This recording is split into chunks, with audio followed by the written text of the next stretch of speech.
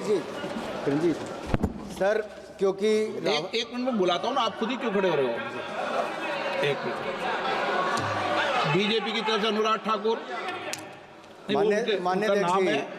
मान्य अध्यक्ष जी, पिछली बार भी जब चर्चा हुई तब भी मैंने कहा था कि कुछ लोग संविधान तो हाथ में लेके घूमते हैं, लेकिन ये नहीं बता पाए कि उसके पन्ने तक कितने हैं, क्योंकि उन्होंने कभी खोला ही नहीं।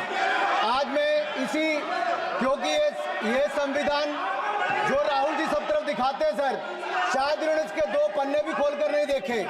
अगर आप इसका प्रीफेस देखेंगे, प्रीफेस किसने लिखा है सर? सुप्रीम कोर्ट के वरिष्ठ अधिवक्ता गोपाल शंकर नारायण जी, उन्होंने लिखते हैं, our constitution was crafted by the finest and most emancipated minds of the time and thankfully not directed by the confused Nehruvian social policy that guided success governments। वो इनकी नेहरू जी की विचारधारा पर सवाल खड़ा करते हैं। और उन्होंने लिखा है कि giants like B.R. Ambedkar, B.N. Rao, Sardar Patel, K.M. Munshi Alladi debate provisions to protect the basic freedom. उन्होंने श्रेय दिया है तो अम्बेडकर जी को, सरदार पटेल और आगे। सर इसके अगले पन्ने पे क्या लिखते हैं गोपाल शंकर नारायण, और ये इन्हीं का ही है सर, मैं इन्हीं की पढ़ रहा हूँ जो इन्होंने हाउस में दिखाया। इसमें लिखा है, were it not for the strength of the document, Indira Gandhi would have been compelled to end the darkest episode in independent India by ending the emergency। यानी कि संविधान की ताकत थी जिन्होंने इंदिरा गांधी जी की इमरजेंसी को खत्म किया था, तो इस संविधान की ताकत थी। और ये आपके इसके अंदर लिखा है, राहुल जी जो आप लेकर घूमते हो, कभी खोल के पढ़ो तो सही, कभी पढ़ा भी नहीं आपने। और इसमें आगे लिखा है सर, आप चेयर को बोलो, अधिकार दिया है, चेयर को बोलो, माननीय सदस्य चेयर को। जी अध्यक्ष जी, ये जो राहुल जी कॉपी लेकर घूमते हैं, इसी पे लिखा है कि इंदिरा गांधी जी की यातनाएं और इमरजेंसी को खत्म किया तो बाबा साहब अम्बेडकर के संविधान ने गरीब से गरीब व्यक्ति को उसका काम दिया।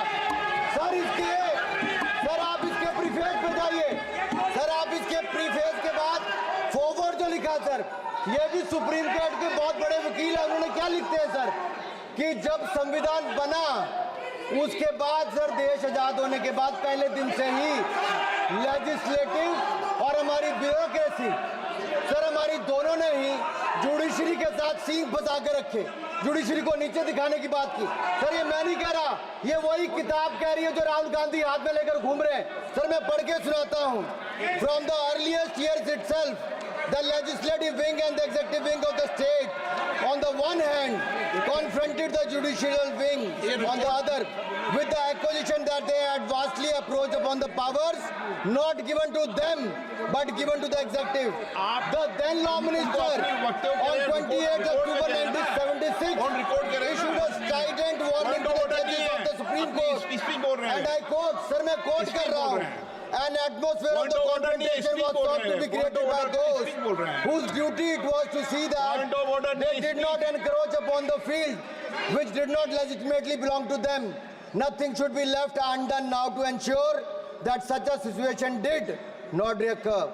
If even after the amendments confrontation continues, then I think it will be a bad day for the judiciary। ये कौन कह रहा है? उस समय के लॉ मिनिस्टर कह रहे हैं। और क्या कहते हैं sir again, we are trying to save them from the temptation to intrude into the powers which do not belong to them।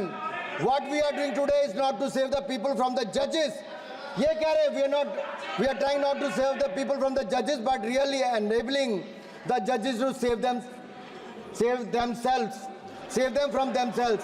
This was said during the emergency which hit the nation like tsunami and brought about the realization and the constitution could not be subverted। Sir अगर ये संविधान जो बाबा साहब अम्बेडकर ने दिया उसी ने देश को बचाया।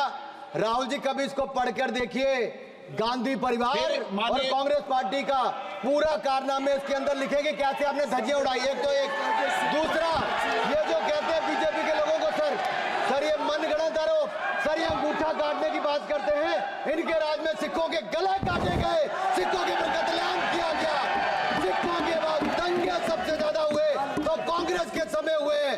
और आपको देश से माफी मांगनी है, अगर आज भी नहीं मांगेंगे तो संविधान जितना मर्जी जेब में डालिए, आप संविधान को जेब में लेकर घूमते सर। इन्होंने संविधान को तार-तार करने का काम किया है। इनको देश से माफी मांगनी चाहिए। मुझे आपका संरक्षण इसलिए चाहिए था कि झूठे आरोप लगाने बंद करे। यह संविधान की रक्षा आपने कभी नहीं की।